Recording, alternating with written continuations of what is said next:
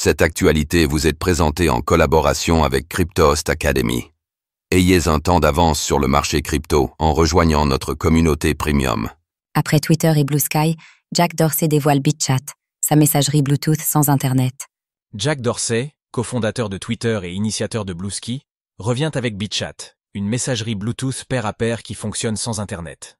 Pensée pour être résiliente, chiffrée et décentralisée, elle s'inscrit dans la continuité de son engagement pour une technologie indépendante des grandes plateformes.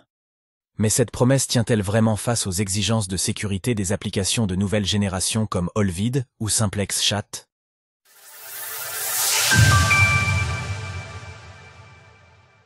BitChat, la messagerie qui applique à la communication les principes de Bitcoin.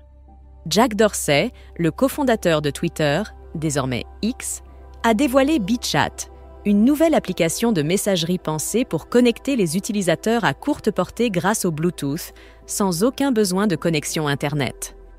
Dans le livre blanc qu'il a publié sur GitHub, il explique avoir créé une application fonctionnant en pair à pair, permettant de fournir des communications éphémères et chiffrées, sans dépendre de l'infrastructure Internet, ce qui la rend résistante aux pannes de réseau et à la censure. Le but affiché est clair et s'aligne avec la ligne éditoriale à laquelle il nous a habitués. BitChat répond aux besoins de communication résiliente et privée qui ne dépend pas d'une infrastructure centralisée. Découvrez les meilleures plateformes pour acheter de la crypto. Ce projet s'inscrit dans la continuité de l'engagement de Jack Dorsey en faveur d'une technologie plus décentralisée, affranchie des grandes plateformes centralisées du web.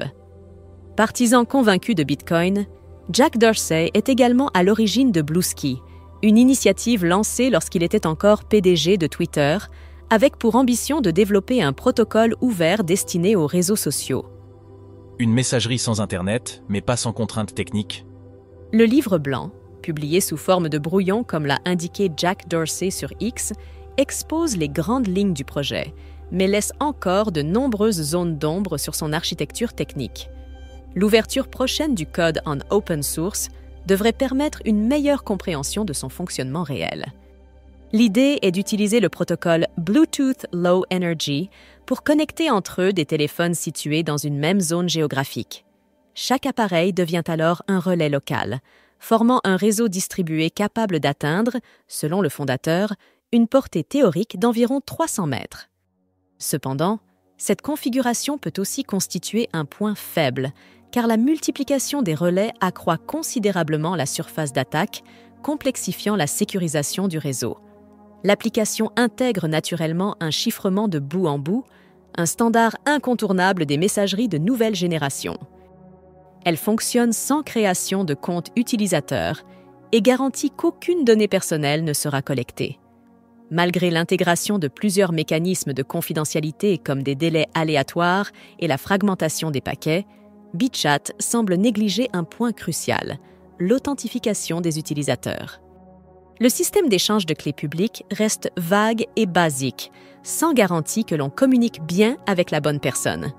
De plus, pour que deux téléphones puissent se connecter via Bluetooth, chaque appareil envoie régulièrement un petit signal appelé « message de découverte ». Les autres téléphones à proximité écoutent ces signaux pour savoir quels appareils sont autour d'eux. Ces messages de découverte sont envoyés en clair. Cela signifie que n'importe quel appareil ou personne équipée d'un outil pour écouter ces signaux peut les capter et savoir où se trouve un téléphone qui les émet. Ces S-Fi rappellent les risques observés avec BridgeFi, notamment les attaques de type « man in the middle ». Sans authentification solide, un attaquant peut s'intercaler entre deux utilisateurs et altérer l'intégrité des messages sans qu'ils s'en rendent compte.